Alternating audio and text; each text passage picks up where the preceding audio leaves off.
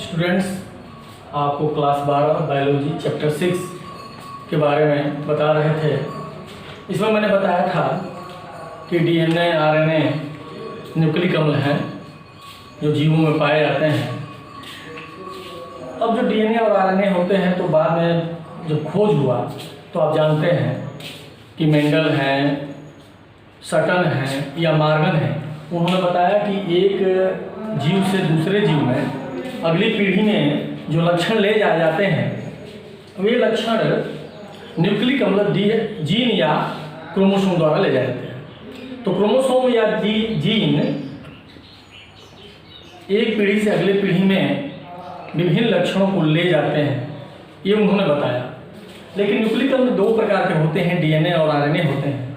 तो इनमें से कौन ले जाते हैं ये नहीं बता पाए।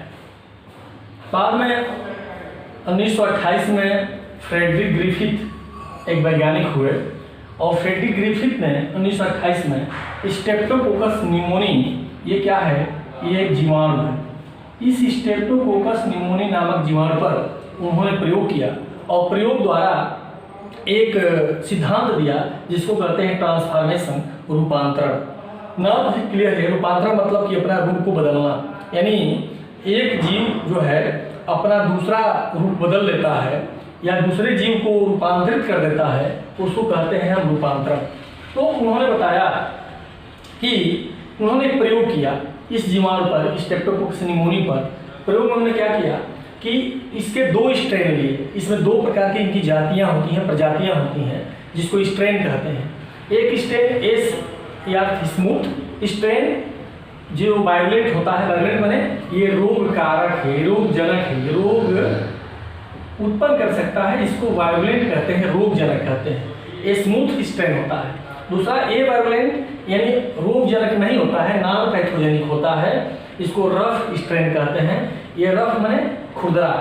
तो जो ये स्ट्रेन होता है इसमें इसके चारों तरफ एक लिपिड की लेयर होती है, लिपिड की परत पाई जाती है, जबकि इसमें लिपिड की परत नहीं पाई जाती है, या पॉलीसेकेराइड कह लीजिए। इसमें लिपिड नहीं बल्कि पॉलीसेकेराइड, इसमें पॉलीसेकेराइड की परत होती है। इस पॉलीसेकेराइड की परत के कारण इसको स्मूथ कहते हैं, चिकना कहते हैं स्ट्रेन। और इसमें पॉलीसेकेराइड की परत नहीं होगी, नग्न होगा, तो ये रोगजनक होगा, ये रोगजनक नहीं होगा। जब उन्होंने प्रयोग किया तो सबसे पहले स्मूथ स्ट्रेन को चूहे में प्रवेश कराया तो पाया कि चूहा मर गया क्योंकि ये रोगजनक है। दूसरे आर स्ट्रेन को जब चूहे में प्रवेश कराया तो चूहा जीवित रहा, क्योंकि यह रोग नहीं उत्पन्न करता है, तो चूहा जीवित रहा। फिर क्या करते हैं, दूसरा प्रयोग करते हैं। इस प्रयोग में क्या करते हैं कि जो एस स्ट्रेन था उसको चूहे में स्थानांतरित करते हैं तो चूहा जीवित रहता है। ये चूहा जीवित रहता है। एक एस स्ट्रेन क्या किए, इसको ताप द्वारा मृत, इसको ताप से मार डाला। ताप से जब मार डाला इस स्ट्रेन को, यह टूट गया, तो जब इसको चूहे में स्थान किया तो चूहा जीवित रहा, यह मरा नहीं। चूहा जीवित रहा, मरा नहीं। लेकिन जब इसी को मार करके, इस एस स्ट्रेन को मृत करके ताप द्वारा मार दिए और इस आर स्ट्रेन को जो रोग उत्पन्न नहीं करता है, दोनों के मिक्सचर को चूहे पर स्थानांतरित कराया तो चूहा मर गया। तो उन्होंने ये सिद्ध किया कि इसका मतलब कि ये जो आर स्ट्रेन है यह एस स्ट्रेन को में परिवर्तित कर दिया। तो होता क्या है कि जैसे मान लीजिए जीवित है कोई, ये जीवित वाला है, और दूसरा ये इसका आरएनए इसमें प्रवेश कर गया, ये बाहर से मृत वाले का आरएनए प्रवेश कर गया। जब इसमें प्रवेश कर गया तो जो नया बना इसमें ये इसको बना दिया एस स्ट्रेन। तो आप देखें तो ये आर स्ट्रेन था, वो जीवित था, एस स्ट्रेन मर गया, तो इसका आरएनए इसमें प्रवेश करके, और इस जो रफ है ये आर स्ट्रेन है, आर स्ट्रेन, इस आर स्ट्रेन को एस स्ट्रेन में परिवर्तित कर दिया। कौन, ये एस स्ट्रेन का, यहाँ पर एस स्ट्रेन मृत का इसका आरएनए इसमें प्रवेश कर गया, और इस जो आर स्ट्रेन है जो जीवित जो रोग नहीं पैदा करता है, इसमें जो ये रोग पैदा करता है इसका आरएनए प्रवेश करके इसको परिवर्तित कर दिया एस स्ट्रेन में, रोगजनक बना दिया। इसी के लिए इसको रूपांतरण कहते हैं। तो इससे ये सिद्ध हुआ कि ये जो रोग उत्पन्न करने वाला जीवाणु था वो रोग उत्पन्न न करने वाले जीवाणु को रोग उत्पन्न करने वाले में बदल दिया। इसको रूपांतरण कहते हैं। बाद में ये रूपांतरित सिद्धांत के जीव रासायनिक लक्षण, यानी इसमें डीएनए भी है, आरएनए भी है, प्रोटीन भी है। तो वास्तव में डीएनए इसको परिवर्तित किया कि आरएनए परिवर्तित किया कि प्रोटीन परिवर्तित किया, इसको सिद्ध किया 3 वैज्ञानिकों ने, एबरी, मैक्लियार्ड और मैककार्टी ने। एबेरी, मैक्लियोड और मैककार्टी तीनों वैज्ञानिकों ने ये सिद्ध किया कि यह जो पदार्थ जो इस स्ट्रेन है, आर स्ट्रेन, इसको एस स्ट्रेन में परिवर्तित किया, वही कोई और नहीं डीएनए है। कैसे उन्होंने किया? तो देखिए, जो प्रोटीन होता है उसको तोड़ने वाला, उसको निष्क्रिय करने वाला पदार्थ एंजाइम होता है प्रोटीनेज। डीएनए को निष्क्रिय करने वाला पदार्थ कहते हैं डीएनएच, और आरएनए को निष्क्रिय करने वाले पदार्थ कहते हैं आरएनएच।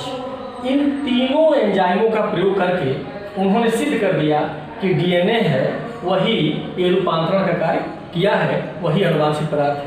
कैसे उन्होंने किया? तो जब इन तीनों के मिक्सचर में डीएनए एंजाइम डाला और इसको चूहे में इंजेक्ट किया, ये चूहे में इंजेक्ट किया, तो देखा कि चूहा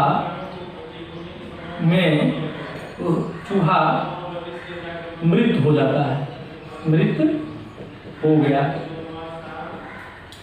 तो जब डीएनएच को मार डाला और इन तीनों के मिक्सचर को उसमें डाला, चूहे में इंजेक्ट किया, तो चूहा मरा नहीं बल्कि ये जीवित रहा, जीवित हो गया, जीवित रहा। तो इसका मतलब ये डीएनएच, जब इसमें से डीएनएच को उन्होंने डीएनए के द्वारा मार दिया और इस मिक्सचर को जब उन्होंने चूहे में निष्क्रिय डाला, तो ये क्या हो गया? चूहा जीवित रहा। इन दोनों में नहीं डाला, यानी केवल अगर इसको उन्होंने इस मिक्सचर में डाला डीएनएच को, तो पाया कि इस तीनों को मिला करके डालते हैं चूहे में, तो चूहा जीवित रहता है। इसका मतलब ये है कि प्रोटीन और आरएनए में वो क्षमता नहीं है कि वो रफ स्ट्रेन को स्मूथ स्ट्रेन में परिवर्तित कर दे, रूपांतरित कर दे। लेकिन अगर डीएनएच नहीं डाला इसमें, इस मिक्सचर में, जैसे मान लीजिए ये प्रोटीन था और प्लस इसमें आरएनए है और प्लस डीएनए है, और इसमें अगर उन्होंने डीएनएज नहीं डाला बल्कि इसमें उन्होंने प्रोटीनेज डाला और आरएनएज डाला, तो इसमें देखा कि चूहा मर गया। तो इस प्रयोग में देखें तो इसमें प्रोटीन, आरएनए और डीएनए तीनों है, लेकिन प्रोटीनेज और आरएनएज उन्होंने डाला है, तो प्रोटीनेज प्रोटीन को नष्ट कर देगा, आरएनएज आरएनए को नष्ट कर देगा, डीएनए बचेगा, और ये डीएनए क्या करेगा? इस चूहे को मार देगा, क्योंकि यह डीएनए नष्ट नहीं हुआ डीएनए द्वारा, डीएनए इसमें नहीं डाला गया है, और ये डीएनए जो आर स्ट्रेन है, इस आर स्ट्रेन को एस स्ट्रेन में बदल देगा। कौन बदला? डीएनए बदला। तो इस आरएनए स्ट्रेन को एस स्ट्रेन में बदलने वाला डीएनए इसमें मौजूद है, क्योंकि इसमें डीएनए नहीं डाला है। तो इससे सिद्ध होता है कि डीएनए ही वो पदार्थ है जो एक पीढ़ी से दूसरी पीढ़ी में लक्षण को ले जाता है, यानी आर स्ट्रेन को एस स्ट्रेन में बदलने वाला प्रोटीन और आरएनए नहीं है, बल्कि वो क्या है? डीएनए है। तो एबरी, मैक्लियार्ड और मैककार्टी के प्रयोग द्वारा ऐसा सिद्ध हो गया कि डीएनए एक अनुवांशिक पदार्थ है जो एक पीढ़ी से अगली पीढ़ी में विभिन्न लक्षणों को, जीवों के लक्षणों को ले जाने का कार्य करता है।